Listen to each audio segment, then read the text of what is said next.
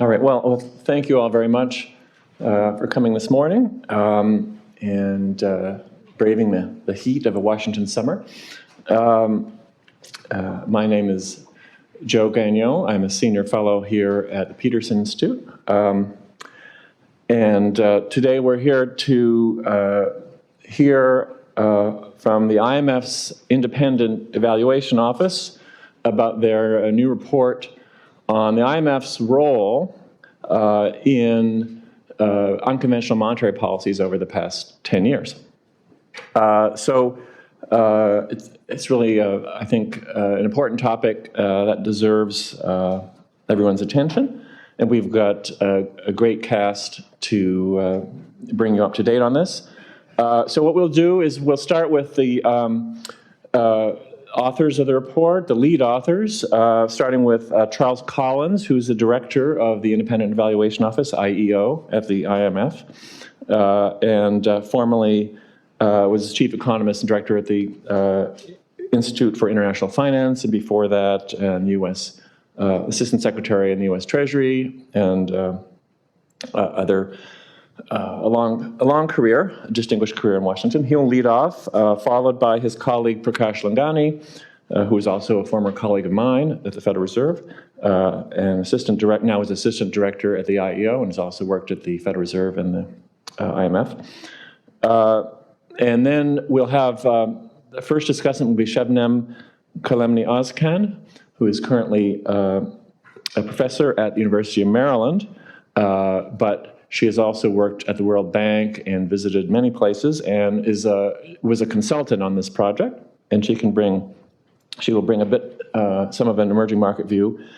And finally, followed by me. It's a little awkward for me as moderating this and also discussing it, so I have to introduce myself. But I think most of you know I'm a senior fellow here at Peterson, and I formerly worked at the U.S. Federal Reserve Board and the U.S. Treasury Department, and in particular, I was heavily involved in the first quantitative easing program here in the United States in 2008, 2009. So we'll go in that order, and I will make apologies in advance for Sebnem, who has an academic obligation that arose after we scheduled this meeting that she just couldn't get out of it. It's quite important, and she'll have to leave a few minutes early. So we'll have her talk before me, and she may have to leave the stage early, so she makes her apologies.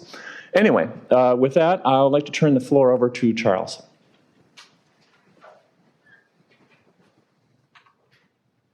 Well, thanks very much, Joe, and thanks to all of you for coming, and thanks to Peterson for hosting this event. Now, as you were speaking, Joe, it occurred to me that we first met about 20 years ago when I was on the Japan desk at the fund, and I guess you were on the equivalent of desk at the Fed, and that was kind of the origin of UMP. So we've been debating these issues for many years. It's good to see Ichiro here in the audience as well, who's also on the Japan team at the fund. Let me just start briefly by explaining what is the IEO, for those of you who aren't aware. The IEO was set up in 2001 in the aftermath of the Asia crisis, which was a crisis not just for Asia, but also for the IMF, a real challenge to the credibility and legitimacy of the institution. The IEO, the Independent Evaluation Office, was set up as part of the response to strengthen the governance structure of the fund. It was given a mandate with three main tasks. First, to support the oversight of the executive board, to strengthen accountability at the institution. Second, to help with institutional learning at the fund, to fight against groupthink and silo mentalities. And thirdly, to increase the transparency and hopefully credibility and legitimacy of the fund by doing our studies. But I should say that when we do our report, we like to do a high quality report, but our main purpose is to help the institution to do its own job at fulfilling its own mandate better. I think over the past 18 years, the IEO has in fact become quite well established as an important part of governance of the fund, which actually does have an impact on the institution. Like just for one example, 2 weeks ago, the managing director, Christine Lagarde, launched a new IMF policy on social spending, which was inspired by an evaluation we did 2 years ago on funds' work on social protection, which found that the fund's work in this area lacked a coherent, consistent approach. The IO is very small, however. We only have a capacity to do around 2 reports a year. So it's really important that we choose our topics well, topics that are central to the fund's mandate and where there are challenges to the fund's work. So why did we choose this particular evaluation, the fund's advice on unconventional monetary policies? Essentially, we felt that the adoption of unconventional policies by central banks in the wake of the global financial crisis posed 2 major challenges for the fund that have continued over the past 10 years or so. First, was the fund able to provide value-added advice and influence policymaking at central banks at a time when central banks themselves were scrambling to think about how to address the problems that they face, and they'd run out of conventional instruments, and there was a need to innovate, a need for fresh thinking. And second, was the fund able, with its multilateral mandate, to help countries that were potentially affected by some of the financial spillovers that could come from the use of unconventional policies in major advanced economy central banks? And was the fund able to fulfill its role that's called for in the Articles of Agreement very clearly, to promote international monetary cooperation, to promote cooperative approaches? So these are the 2 main questions. And we thought that this was a particularly relevant time to do it. Some people were suggesting we should wait until the cycle of UMP was more clearly over. But we were concerned that we could be moving to a situation fairly quickly in which the world economy enters another downturn, and which central banks are again faced by a situation in which they have very limited ammunition to address deflationary risks. So we thought that it was relevant and timely for us to get involved at this point to see if we could come up with suggestions for how to strengthen the fund's role on monetary policy issues.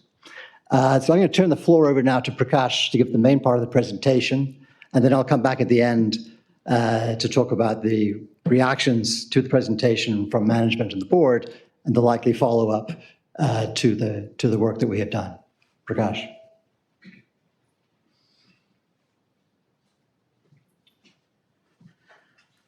Okay.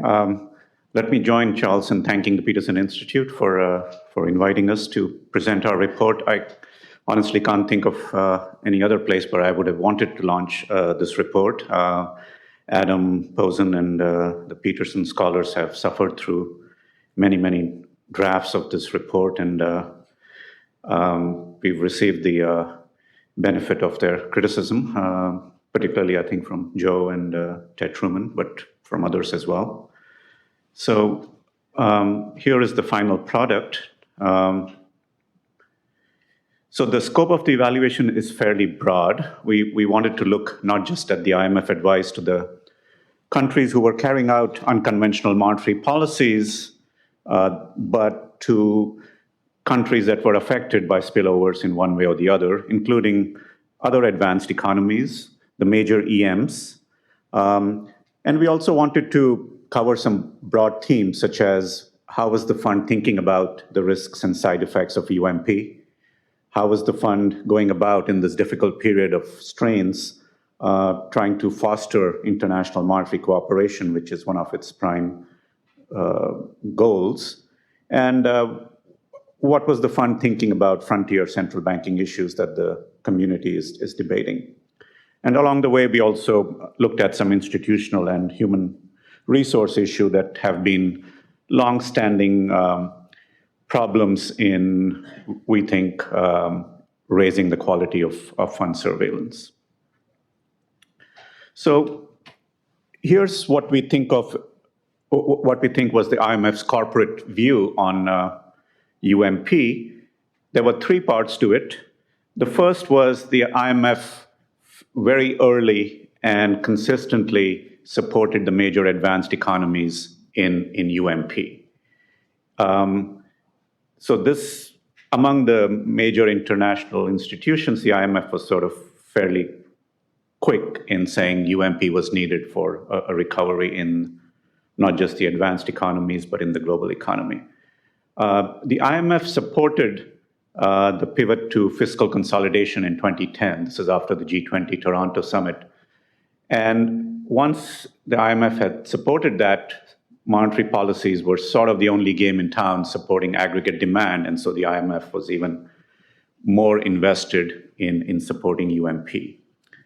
The IMF also developed macroprudential policies as the first line of defense against any financial stability risks from UMP.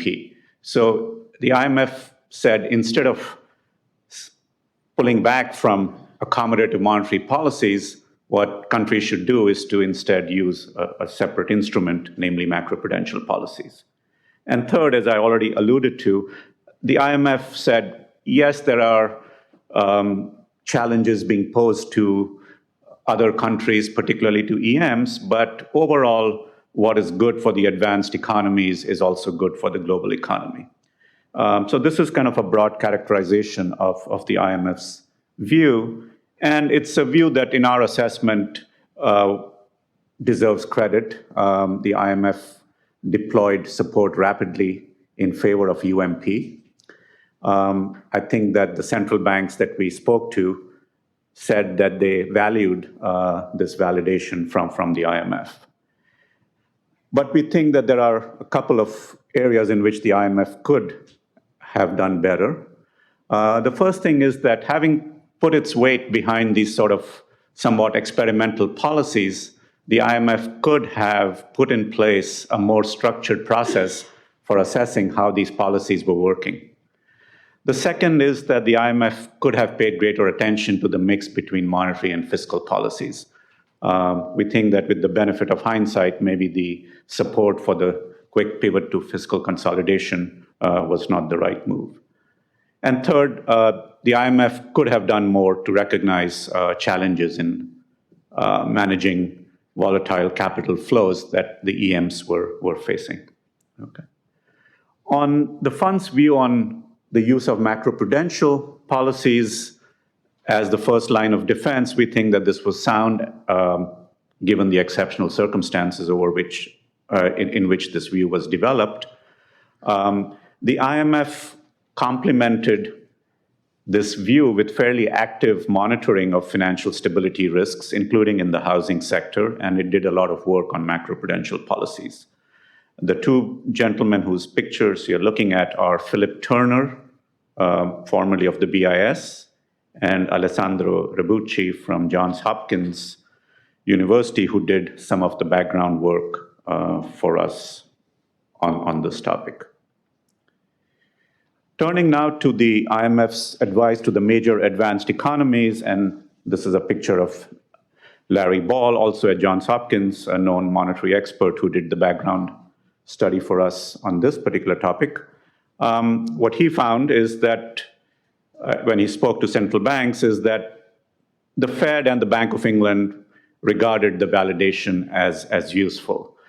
This was particularly so at the Bank of England, where what the IMF says makes it into the Financial Times, and there's just a more active monitoring of what the IMF says in their financial press. The Fed was less worried about that particular angle, but nevertheless found it valuable to have the IMF come in and say that what they were doing was broadly right. The IMF also pressed two other central banks, the ECB and the Bank of Japan, that were moving more slowly towards UMP to take stronger actions. And here, what Larry found was that it seems that interactions between ECB and IMF staff were somewhat useful and influential in the run-up to the ECB decision to launch QE. So there was more engagement between the fund staff and ECB senior policymakers at a sort of informal level through workshops and so on that was not there to that same extent in the other three cases. That said, it's not as though the fund was in the operating room as these policies were being devised. It's unrealistic to think that that would be the case. But I think, as I said, nevertheless, it's the case that all four central banks thought that it was useful to have the fund come in and look over what they were doing.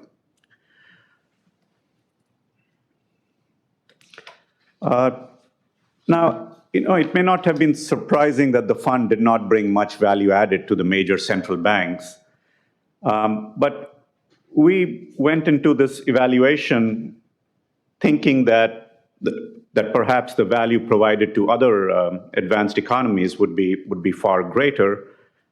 That, I think, generally turned out not to be the case. And the studies here were done by Luke Everard, formerly of the IMF. He did the study of Canada, and Patrick Honohan, who's a non-resident fellow here at Peterson and formerly the governor of the Bank of Ireland.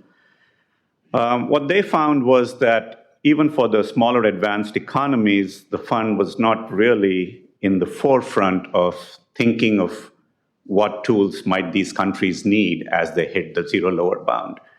So, both Luke and Patrick felt that, that the trend towards lower interest rates had been going on for a while. It was pre-global financial crisis. The fund perhaps could have been more active in thinking, well, these people are going to hit the zero lower bound, and what will they do? It seems that in Patrick's careful phrasing, the fund was not over-prepared to help these economies. So these economies took very novel actions. Denmark moved to negative policy interest rates in 2012, but the fund was slow in sort of assessing how these policies were working, and really only issued its own positive assessment of negative interest rates around 2016, 2017. Switzerland and the Czech Republic entered and exited exchange rate floor arrangements, again, without too much consultation with the fund or with the fund being centrally involved in the design of these measures or thinking about when they should enter or exit. So this, to us, was a bit of a surprise from the evaluation. We would have thought that the fund would have perhaps been able to provide greater value in these cases. Turning now to the emerging markets, here again, the Article 4 was regarded as very useful, and sort of more so than in the major advanced economies, because here the check on the macro framework was considered very, very useful for these countries to have the fund come in and look not just at monetary policies, but how monetary and fiscal were fitting together and so on. On monetary policy issues itself, the central banks felt that the fund was not really bringing in deep expertise. It was not bringing in operational advice that they could use in real time. It was not bringing sort of deep market awareness that they could use. So while the Article 4 was useful as a broad exercise, it was not bringing depth on monetary policy. And these countries also felt that they were now at the point where, rather than just have the fund come in and say, these are your policies, here's what you're doing, here's what you can do better, they felt that they had advanced enough that what was needed from the fund was more a sense of the cross-country experience of countries that they regard as their peers. So either in their region or other countries at the same level of development as they were. So they wanted much more discussion of global developments and cross-country experience during the annual Article 4 consultation. Okay. I forgot to give credit to the people there. That's Rakesh Mohan, former Deputy Governor of the Reserve Bank of India, Sebnem, and Eduardo Borenstein, formerly of the fund.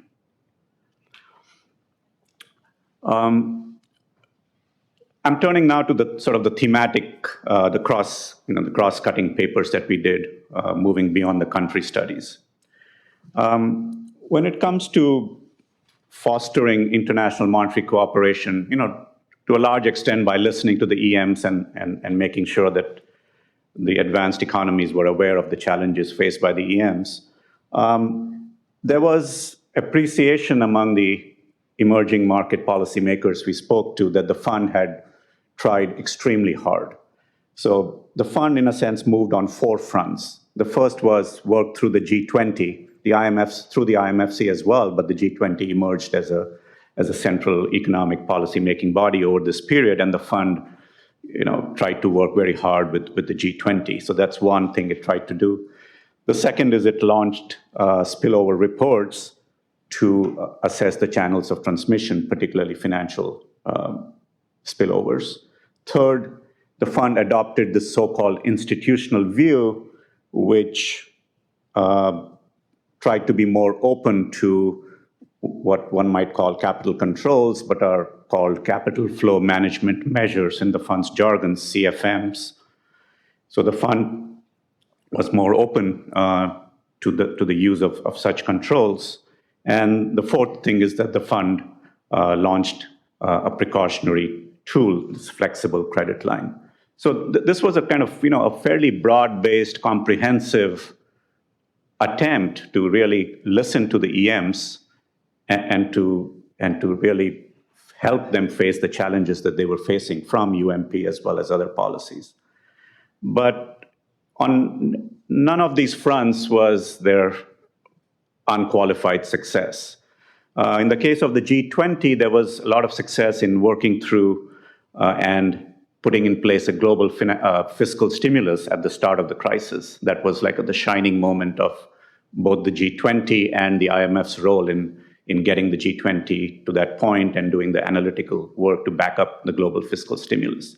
But after that, the G20 itself kind of sort of lost focus and could not really, get together to push other policies, and the IMF also correspondingly lost traction in trying to push policies through the G20. The spillover reports did not really provide any new analytical breakthroughs on modeling financial spillovers. When we spoke to policymakers, they said that, yeah, they were aware of the reports, they were interesting, but it didn't really translate into policy advice that they could use. The reports were eventually discontinued. In fact, the last one, the 2015 report, I was the leader of it, and I presented it here at the Peterson Institute with, I think, Steve Kamen also presenting the Fed's work, and Michael Klein, whose picture you see there as one of the discussants. And Michael Klein wrote the evaluation of spillover reports for us. Okay? And that's Catherine Schenk, who did some of the other work on this topic.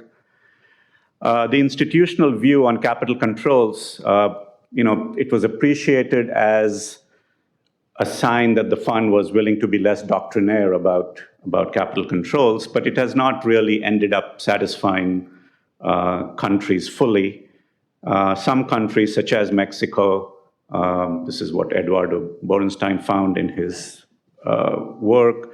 Some countries like Mexico think the fund is giving an open blessing to capital controls. Others, particularly countries in Asia, particularly the ASEAN economies, feel that having capital controls as part of a hierarchy of options is not enough. They would like to have it more as a tool that's always there that can be used more in a sort of, if not permanent, at least a long-term way. Okay.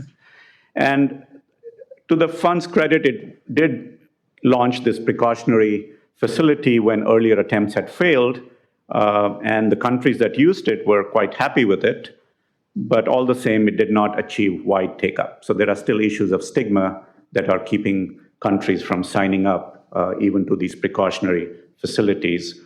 Charles and I found this when we were in Indonesia, where we were told that they had come fairly close to saying that on a technical level, it would have been a good instrument, but the political stigma was still too high, and they didn't go for it in the end. Okay. The fund also has worked on many of the difficult issues that the central banking community is currently debating, but our sense, based on work that Andy Levin and Willie Semler did for us, is that the fund has contributed in each of these areas, but is not regarded as being at the cutting edge or at the forefront of new thinking. It's one of the players, but not in the lead on these issues. Let me sort of bring to a close kind of the findings of the report before I quickly go to the recommendations. The report ends by discussing a number of institutional and human resource issues that we think are long-standing challenges to the fund providing in-depth, high-quality advice. The first I mentioned specific somewhat to UMP is that having lent its weight to an experimental treatment, the fund did not sort of put in place a structured process of saying, are the results coming in as we were expecting? If inflation was not picking up, the fund should have been saying, well, we were selling UMP on the grounds that inflation would go up to target. Why isn't it going up? All these things happened over time, but not in a very structured or quick way. Okay. The other things that we found in the report is that monetary policy over the past decade has competed with newer priorities that the fund has adopted, and you'll see a sense of that in a slide coming up later. We also felt that the fund sort of lacked thought leaders in monetary economics. Of course, you had Olivier Blanchard as the chief economist. You had some very good people as well, but there wasn't kind of a mass of people who were considered, very sort of cutting-edge thinkers in monetary economics who were sort of meeting regularly with central banks over this period and discussing and debating issues. We also feel that the frequent turnover of mission chiefs and staff on country teams comes in the way of building deep expertise, which is costly in any field, but particularly in monetary policy, where you have very skilled central bankers who are only going to talk to you and trust you if you really bring something to the table. I think having people turning around all the time inhibits the building of that kind of relationship. So here's a sense of how monetary policy has competed with other priorities. What you're looking at here is a pie chart comparing the decade that just ended with the decade prior to that. And you're looking at the allocation of selected issues paper. So when the IMF issues an Article 4 report, along with it, there's generally another document that's called selected issues, and it has various chapters. And what we did was to see what the topics were that were covered in those selected issues chapters, as a sense of what were the topics on which the IMF was doing kind of a little bit more in-depth analysis that it was providing to the countries. And what you see is that the allocation to monetary policy remained flat over these 2 decades at about 14%. So even though you might say that the need for monetary policy analysis had gone up over the recent decade, the IMF's production in terms of a share at least remained flat. The areas where there was an increase in the share were new macro structural issues. A lot of this is analysis of labor market policy, and it's, I'm perhaps a bit guilty of that since I was working on the Jobs and Growth group at this period, and we did promote a lot of work on labor market issues. And the other area that's gone up is financial markets. Okay. This chart tells you how many IMF mission chiefs there were in each of the country cases that we had over a 10-year period. The mission chief, as you know, is like the top leader of the country team at the IMF. And you can see that Japan, for instance, had 7 mission chiefs in a 10-year period, so very frequent rotating. And the orange line is kind of the agreed number of mission chiefs. So this was an agreement, this was a target set by IMF management in response to an earlier evaluation that we had done. And what you see is that in almost all cases, only with 2 exceptions, the number of mission chiefs in the country was far above IMF's own target. Okay. And this tells you the participation of staff in missions. And what this is telling you is that 60% of IMF staff only go on 1 mission before they are rotated off to some other assignment. So only a limited number go on 2 or 3 or 4 assignments to the same country, which we think is essential if you're going to build up some expertise about the country. Okay. So let me close with the recommendations. Based on these findings, we just feel that our bottom line is that the fund needs to raise its game on monetary policy issues, which is a core area of its mandate. It doesn't need to compete with other central banks. It doesn't need to compete with the BIS. It has its own sources of competitive advantage, and it should do that. We also recognize that for a number of years, the fund's budget has been flat in real terms, and that is likely to continue. So the recommendations we make are not just saying throw more money at the problem. It's thinking about how we can implement this in a flat budget environment. So to raise the fund's game, we think that you need a small core of top monetary policy experts who can contribute to and at least keep abreast of cutting-edge discussions in the central banking community and can help country teams when they are in need of in-depth advice on monetary policy.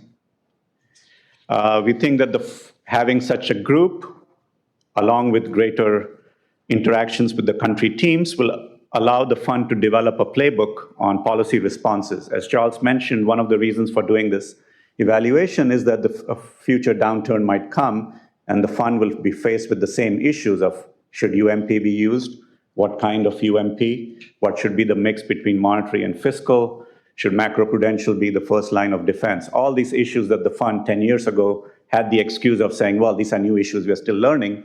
You won't have that excuse 10 years down the line. People will expect you to have absorbed the lessons of the past and be prepared to give ideas in the future. One pleasant surprise to us was that our executive board also wanted greater attention to the distributional impact of UMP. Pierre Monin did the study for us on that topic. We also think that the spillover work will be recognized, should be revived. The spillover reports, as I said, were not considered a great success, but nevertheless, everybody we spoke to thinks the fund is where spillover work should be done. This is the place that has the comparative advantage and the mandate to do it. So there should be some thinking about why the previous work failed and what can be done better.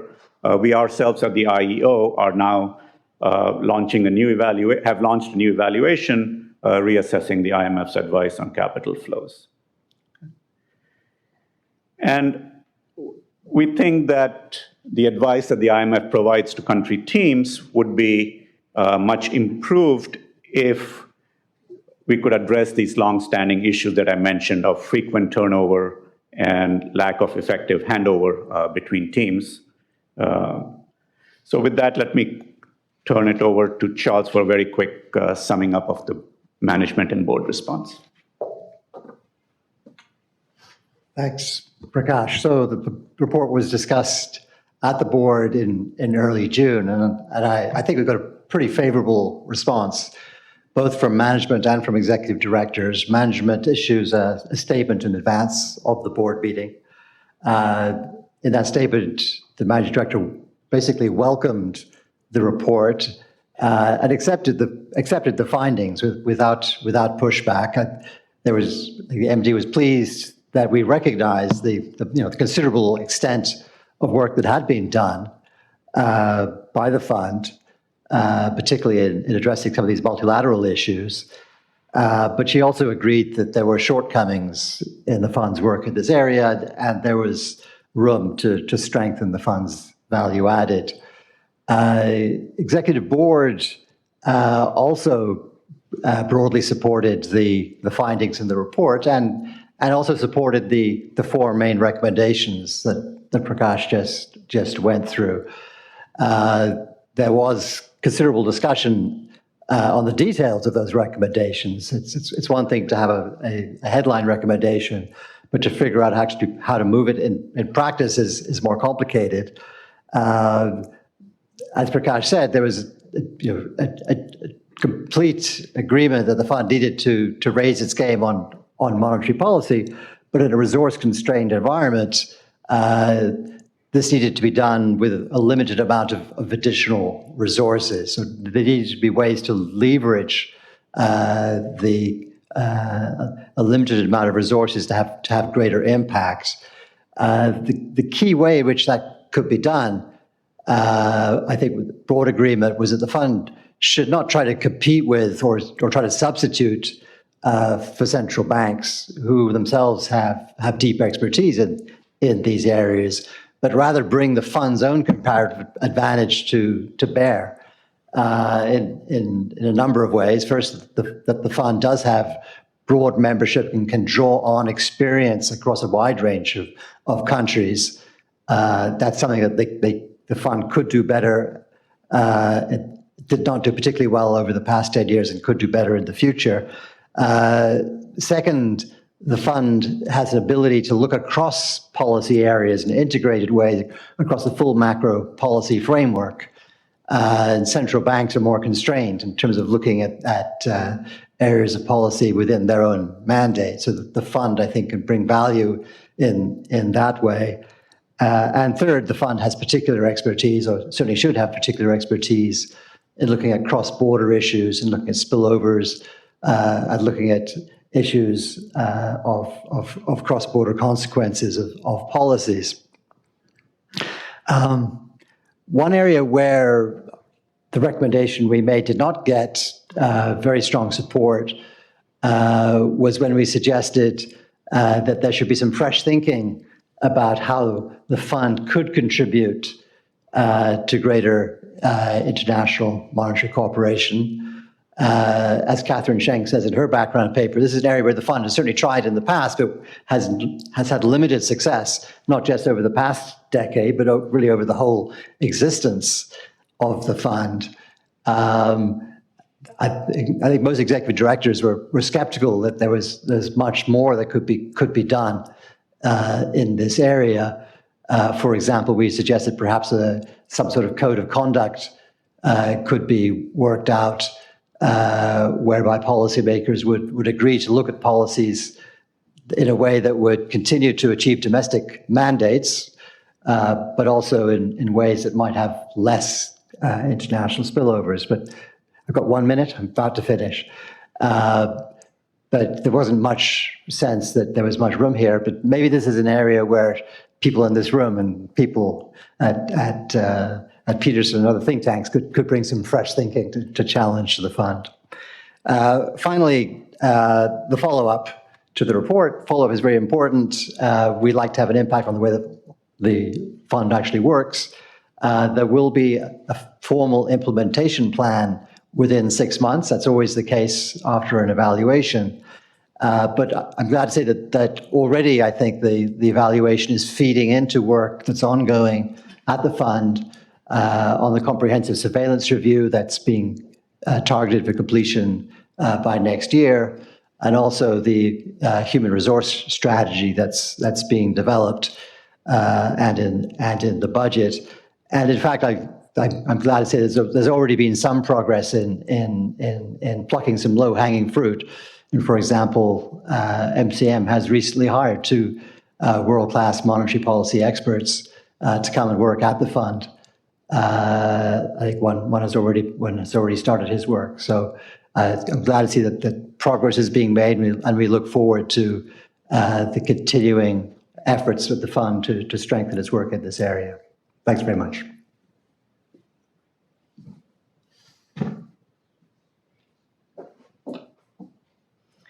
Thank you very much for inviting me to discuss this paper. And full disclosure, I wrote the chapter on Turkey, and clearly it goes without saying, I love this report. Let me start with my general impression. As I said, I think it's great work. It is very timely and it's an extremely candid report. It identifies very well what has been done right and what has not been, very clear and detailed on this. And at the end, it also provides concrete suggestions and path to move forward. So it's a very comprehensive overall report on funds advice on unconventional monetary policies. I'm going to say a little bit about the emerging markets, just because Prakash and Charles didn't have time to go into details of the, not just the issue, but what has been done in the report. There is actually a lot. And the key here is that funds advice was dependent on country circumstances, but of course it could be enriched by greater focus on relevant cross-country experience and deeper discussion of monetary policy issues. This came up both in Prakash and Charles's presentations. Now, let me go to the little bit details on this and make few comments. So the issue here is you have Article 4. Clearly, that's a very useful resource in terms of advice of on monetary policy for emerging markets, how to deal with capital flows. I mean, that's what Article 4 is. And then there is this institutional view, and that IV there is actually not 4, that's institutional view. So that is on capital flows, and although it was welcomed because it's, different thinking, it's fresh thinking, there was some issues with the institutional view. So basically, it is about the issues about the effectiveness of, how these policies can work in practice in the institutional view, rigidity in application, lack of expansion of policy choice set, and lack of impactful work on spillovers. So, and this is actually, in the report, and several discussions with emerging market policy makers made it clear, and the report goes through these. So my comments here are going to focus on the spillover analysis. I think a lot of the nuts and bolts of it is really about not having impactful work on the spillover side. So the spillover reports, as Prakash mentioned, clearly the intention is there, right? These reports signal the fund's desire and efforts to help the emerging markets. I mean, the spillovers is really about emerging markets. They affect advanced economies too, but at a much smaller degree. So the desire was there. These reports were, put out, but they didn't have any impact. The impact was very limited, and I think that's because of a key factor omitted in the spillover report, and that's the financial spillovers. And that's actually, not nobody's fault, but that's just the standard academic thinking, the standard thinking in economics, that we think the spillovers works through trade. And when you think like that, any model you are going to write down is going to give you minimum spillovers. You have to put the financial channel, financial spillovers in a very serious way in any model you are doing, or in any empirical exercise you are doing, any spillover report you are doing. Once you do that, then you are going to get serious impact. And this wasn't the case in the spillover reports done by the fund, and that's actually the key reason why I believe they were discontinued. Now, how to do that? And the fund is now working on this, and I believe IEO is also watching this carefully, and the next installment on this great evaluation work, I believe, is going to come from this angle. When you want to think about financial channel of spillovers, you have to think about capital flows, how capital flow move the credit cycle and the business cycle in emerging market. This is such a basic fact that if you start talking to an emerging market policymaker, ignoring this fact, that conversation is not going to go anywhere. So capital flows is going to move your credit cycle, credit growth, and the business cycle in the economy on the ground. And this capital flow is going to be super sensitive to country risk and global shock. So you just cannot think from a perspective that, nothing changed on my fundamentals, why capital is leaving. That's what the standard model will tell you. You can't think like that. You have to put a serious weight on the risk and the risk perception of the foreign investors and how that's going to move the capital flows. Because then you are going to affect the credit cycle and the business cycle in the economy. Now, the effect of capital flows is going to work on two ways. One is the exchange rate, and that's the part that's tied to the standard trade channel, the standard expenditure switching idea, how with the depreciation and appreciation of the exchange rate, exports and imports move. But then there is an effect on the lending and borrowing rates, which is obviously ignored in the standard model and the standard way of looking at things, because you think about a small open economy as a price taker just takes the interest rate as given. That doesn't work like that in practice. So the capital flows have a direct impact on the lending and borrowing rates and spreads in emerging markets, which of course then affect their credit cycle and affect their business cycle. So my own work shows that half of the credit growth can be due to financial channel of spillovers, actually. Even you incorporate the trade channel, still financial channel can give you a lot in terms of what is going on, the credit growth in the country. And that's based on microdata identification. Currently, there is work by the Fed researchers, both at the board and the New York Fed. They work with the standard medium-scale central bank model, just the standard model we use in every central bank. And they actually show that 1% contraction or monetary policy shock in the United States have exact same contraction effect in an emerging market. This is not going to come out from your standard model, because standard model doesn't have the financial channel of spillovers. Standard model has only expenditure switching. So when you have a 1% contractionary shock, monetary policy shock in US, you are going to have a very minimal impact on output in emerging markets. This is the old model. This new work shows that actually you can have a exact same size effect in an emerging market as what you are having in the US. And this is your standard DSG-UR identification based on a medium scale model. So again, this just shows the importance of how, incorporating this work in our standard way of thinking and in our models that we use to make the policy at central banks. And I think funds should be also on top of that and then bring that into the future work. So to conclude, as Charles mentioned, there was a positive reaction from the IMF board, and the next steps are clearly identified. So I fully agree that funds should be at the forefront of financial spillover analysis. Clearly, this is not the central bank's work. This is not the BIS's work. This is not the OECD work. Nobody's going to do that. This is funds' work. Funds should be at the forefront of the spillovers, and that means at the forefront of financial channel of spillovers. And then that's going to help them to provide the advice on dealing with capital flows. This is, of course, going to help them to pay more attention to emerging markets and developing countries dealing with financial spillovers and capital flow volatility. And then these insights should be used in the work on spillovers, whatever new work now is going to be done at the fund. And I believe this is the integrated policy framework that the fund is now working on. And it will be great to integrate this as an input to the comprehensive surveillance review that Charles has mentioned. And this is actually part of the next step. This is what is going to happen. And one request from me, I think that will be very useful, is to get into details of this. So the next report, Charles mentioned, it will be great how this is going to be done, how integrated policy framework is going to work, how these channels are going to be incorporated, and how that's going to help the surveillance. So that will be very useful.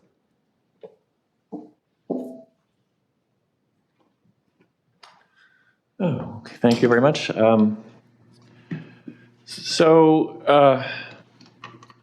Let me add my voice to Sebnem's on how impressive and thorough this report is. If you look at all the background papers that feed into it, it's a really, they went great lengths to get a really wide range of views from all over the world were solicited and listened to and reflected in this report. Indeed, at some points in the body of the report, you sometimes wonder what the authors themselves think, because they're just reporting so much of what other people are saying. But then that the conclusions come through very clearly. So that's the important thing, and I'll come to that at the end. And as the report says, the IMF was not a leader in the very early periods of quantitative easing, by the way, some of you may remember that Japan did something called quantitative easing back in the around 2000, early 2000s. But what we've learned since then is that it is not what we would now call unconventional monetary policy, because the Bank of Japan only bought short-term bonds. So It wasn't what we now think of QE, which is buying unconventional assets. It only bought conventional assets. So I think not everyone knows that, but so unconventional policy really began in 2008. And I think in the US and then the UK. I was actually working on that at the Federal Reserve at the time, and it is true, we didn't think to turn to the IMF for advice because we had a huge staff of experts, and we honestly, felt that there wasn't much in the profession to go on, frankly. So we kind of were winging it, and didn't. Anyway, I don't think, and something that's so new and different, I don't think one would expect the IMF to be a leader then, but the IMF did engage quickly, as the report said, and I think, as they said, it was actually very helpful in trying to give advice to the ECB and the Bank of Japan. I think having some monetary experts is very important advice from this report. I think the IMF could play a stronger role. There's sort of, and here's what this report talks about. Views on the effectiveness of quantitative easing, and of course this report's job is not to weigh in on that, but I think the IMF's job now, after 10 years, would be to weigh in on the effectiveness of quantitative easing, and I think it should, because there is a debate about the effectiveness of quantitative easing, but it's very much sort of like the debate about climate change. There are plenty of influential people on both sides trying to argue, oh, QE works or QE doesn't work, has no effect, but I'm actually updating a survey I did with my colleague Chris Collyns, and we identified about 50 careful empirical studies of quantitative easing in the US, and only 4 claim to be skeptical of QE, and the rest are all finding significant effects and in some range. And of the 4 that claim to be skeptical, if you correct major conceptual or data errors, they actually find the same thing as the other 46. So there's actually no evidence on the other side saying that QE doesn't work. So this sort of needs to be disseminated, because I think there's still this idea that there's a debate is kind of not really real. Absolutely, I think one thing that we can all, that at least Sebnem and I and the authors agree on, is that, and it came through in the report, is that there's some things where the IMF really should be the lead, and this should be the bread and butter of the IMF, and that absolutely includes spillover analysis. I was actually more positive about the spillover analysis when it first came up than Sebnem. It seemed to me to be an advance, but I certainly agree that there could be more work, and the financial channels may be stronger than we thought. So absolutely, the IMF should be leading on that, and I'm glad to see it highlighted in the recommendations. Also, I think the work on macroprudential tools, institutional view. I'm a big fan of the IMF's work in that area, but I don't see those yet as being uniquely related to unconventional monetary policy. They're important on their own. It's really not clear how much they interact with unconventional monetary policy any differently from conventional monetary policy. So I'm not going to discuss that any further, but this certainly is good work. My main concern in terms of the IMF, and the report does note this, is the inconsistency in advice across countries. The report makes that clear, but I would stress it even more. To me, this is the main criticism I would have on the IMF's work in this area. If you look, the IMF basically looked at countries facing some similar shocks, similar issues going on when we had the zero bound and a big recession, and what should monetary policy do? And countries took very different approaches, and by and large, the IMF went along with them and didn't really criticize them or didn't really suggest alternatives. And so you got Canada, Sweden, Switzerland, all doing very different things from themselves and from other countries. And yet the things that were forcing them to do this were relatively similar or somewhat similar, and there was no sort of coherence. It seems to me the IMF should be the agency that can bring some coherence to different policies that countries adopt, and some pointing out, well, you should look at what this other country did. They had good experience with that. There was sort of a sense in which the mission team sort of tended to just default to agree with the authorities a bit too much, in my view. And the same goes for the emerging markets, as they mentioned. What Mexico did and Brazil did were quite different, but there wasn't really much coherence brought to bear. And I've noticed this elsewhere. In fiscal policy, I've actually was looking at fiscal policies of oil exporters, and you get very, this is a case, so the first case was similar shock, different policies. IMF isn't pointing that out. In the fiscal policy, it's the opposite. You get very different circumstances, but the IMF is recommending the same policy, which doesn't make sense. You look at Angola, Norway, Nigeria, they really haven't saved any of their oil money forever, and the IMF is saying, well, you should save more. Well, fine, yes, but your hair should be on fire about those countries because it is zero savings. Then they go to Norway, which saves 100% of its oil revenues, and the IMF says, oh, well, after this cyclical slowdown, they should tighten up their budget and still go back to 6-7% of GDP saving again. Well, how can you give the same advice to a country that saves zero and a country that saves 100%? I mean, it's crazy. So, we need consistency across countries in a framework. That's what the IMF should do. It's obviously difficult to do that because this requires really getting into disputes with members more than now, and that's kind of difficult for the IMF to do. But it seems that it's just necessary to build credibility for IMF advice, and it seems like this is the key issue that IMF has to deal with. Let me turn to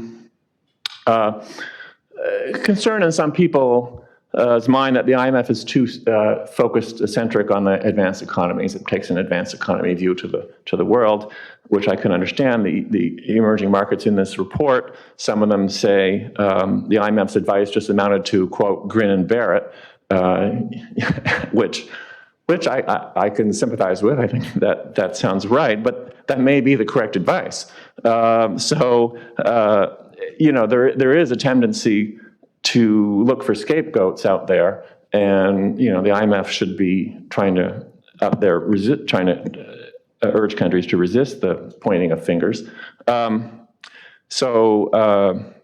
particular, I think that unconventional monetary policies in the advanced economies were not just some crazy policy they dreamed up and then had massive damage around the world. They were a response to huge shocks and changes in the economies that required a strong response. And if the countries hadn't taken it, it would have been worse for the whole world. And frankly, we see that because the advanced economies that were more reluctant to do unconventional monetary policy are now the ones that are the big drag on global growth. So, that kind of message needs to be out there. The emerging markets should not think of these policies as just crazy things that hurt them. They actually be necessary responses to deep underlying exogenous shifts that they need to think about. So the bottom line is that sometimes in this report you get the sense that, well, if there is criticism of the IMF, that's a bad thing. Well, no, I think if you're doing your job, you're going to get some criticism. So it shouldn't, if everyone criticizes you, then maybe you're doing something wrong. But if you have some supporters and some critics, you might be doing the right thing if you have a good framework that makes sense.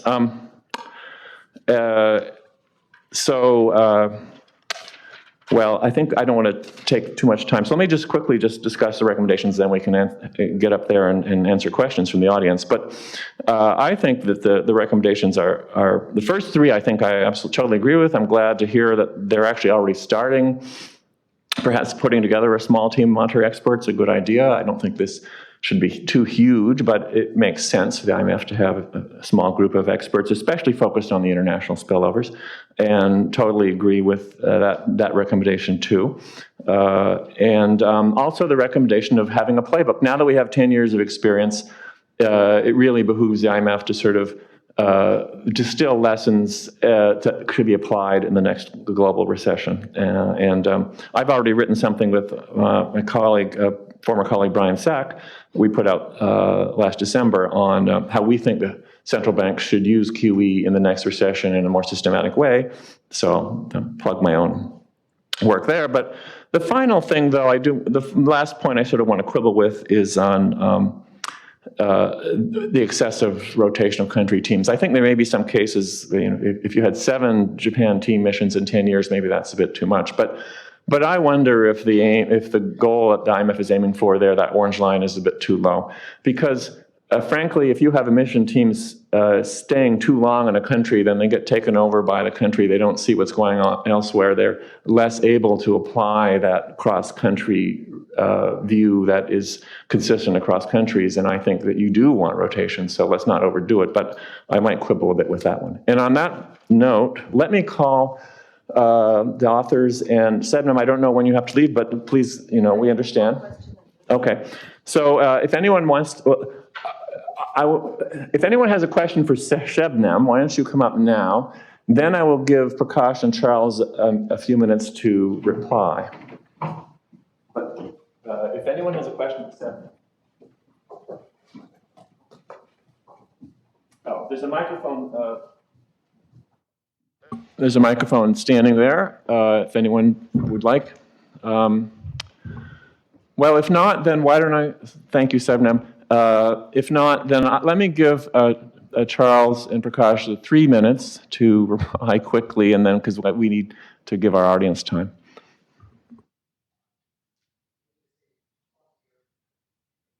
Maybe just respond to your grin and bear it point. I think it's quite coherent that QE was the right response by the central banks to a terrible situation. But I think even so, the fund could have done more consistently over a period of time to think hard about how the emerging markets could do better than just grinning and bearing it.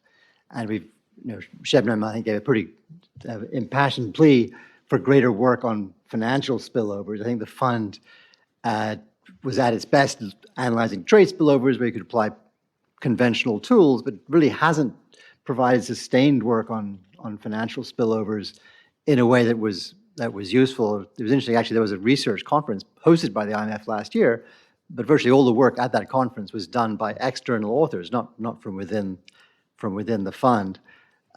Second area where I think the fund could have been more effective was the area that Prakash pointed out, that the policy mix issue. And I think the fund could have pointed out more forcefully early on that the quick pivot towards fiscal consolidation put substantial additional pressure on central banks to sustain easy monetary policies longer than would otherwise have been the case, policies which would tend to have larger spillovers. So a different policy mix in the advanced economies could have achieved the same support for domestic demand in the advanced economies with less spillover effects for the emerging markets. And then finally, the issue of the institutional view. It was a difficult compromise after much negotiation achieved in 2012. I was on the other side of the table then. I was at Treasury working with Bob, and I remember fierce debates, but those debates were kind of doctrinal debates rather than evidence-based debates. And I think it would be good if over the past 7 years, there'd been more looking at the evidence of what actually works, what doesn't work, so that the fund could give serious advice based on facts on the ground, rather than continuing to get stuck on what ideology different contributors have. So I'll stop there. Yeah, thanks, Charles. In fact, thank you for pointing out that I was being too flippant in saying grin and bear. But you had used that phrase in the report, so of course, there was scope for countries. A senior policymaker used that phrase. Yeah. Of course, there was scope for emerging markets to respond, to come up with optimal responses. Yes, and that's key. What the IMF should do. I just meant that the answer should not be tell the advanced economies to reverse their policies, because that's not going anywhere. So anyway, we have 10 minutes for questions, and there's a mic up front, this here, someone, and also there's a mic for those in the back. You can walk up to the standing mic in the middle of the room, but please introduce yourself to the audience. And Right. Hi, I'm Steve Kamen from the Federal Reserve. I have a few comments, at least one of which might be interpretable as a question. So for starters, I think this is something that is made clear in the actual background papers to your report, but, for example, was not made clear today, which is on the issue of spillovers from UMP. I think it's a very much of an open question whether UMP exerts different spillovers than ordinary monetary policy, and I think that's something that really we need to keep very much in focus in all these discussions. So that's comment one. As a related comment, it's actually still very much open as to whether the surge of capital flows to emerging markets after the global financial crisis was exclusively a response to looser monetary policy in advanced economies, or whether it was in part just a rebound back to earlier strong capital flows that preceded the GFC, or whether it reflected the fact that after the GFC, advanced economies, were still mired in recession, whereas the EMs were actually moving ahead quite briskly. So I think all those things need to be kind of kept in mind. Where all this would be going is, I completely support a focus by the IMF on how emerging markets should respond to strong capital inflows. And I'm not sure it matters as much exactly what's prompting them. Now, on that, the institutional view, at least what I carry away from it, is mainly like a laundry list of when you should impose capital controls and when you shouldn't. I think that's a simplification, but that's the main message I think most people carry away from it. And I guess to me, the more interesting question is how should monetary and fiscal policy respond to heavy capital flows? And I think that one issue that I have not seen a good resolution of is this fact that some people say, well, if you have a lot of capital inflows, then you got to tighten monetary policy because those inflows are loosening financial conditions. Other people say, no, if you have a lot of capital inflows, you got to loosen monetary policy in order to basically reduce the encouragement of the inflows. So I'd love to hear your views on that. Thank you. Since we don't have a lot of time, and I think I saw another question, why don't we collect another question or two, and then you can answer them jointly. Okay, so I'm Bob Donor. I'm now at the Atlantic Council. Previously, I was at Treasury. I guess what strikes me listening to this is the difficulty that any international organization has, even when its analysis is absolutely correct, in convincing policymakers that aren't inclined by policy or by inclination to accept the recommendations, or when they're giving advice that's difficult to accept either by the direct country they're advising or by the others that they're on their board. I remember Charles trying to challenge Treasury's internal view on capital flows and capital flow management measures. He doesn't know that I actually tried to repeat this several years later and was no more successful, probably less successful than he was.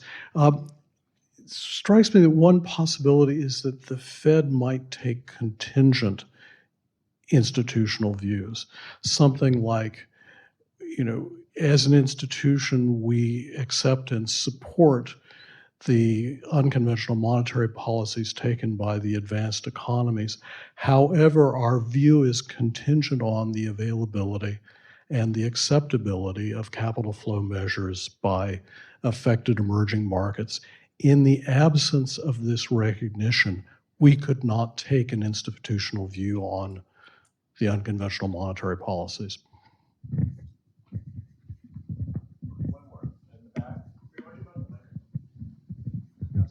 Karl Hauermeier, retired from the IMF.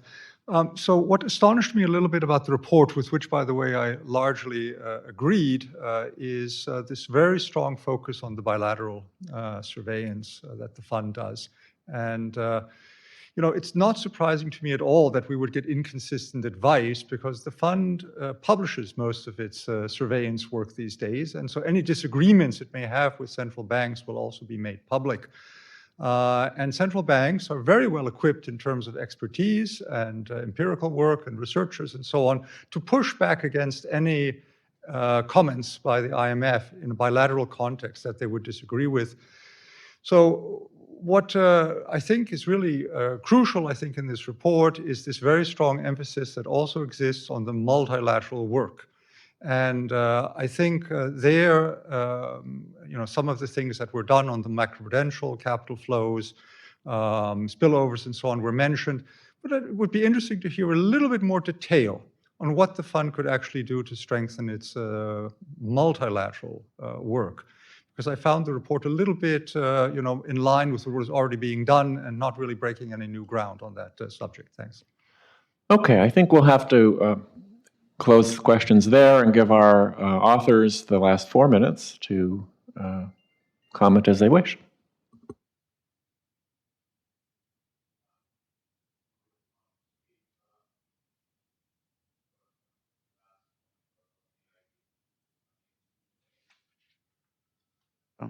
Sorry.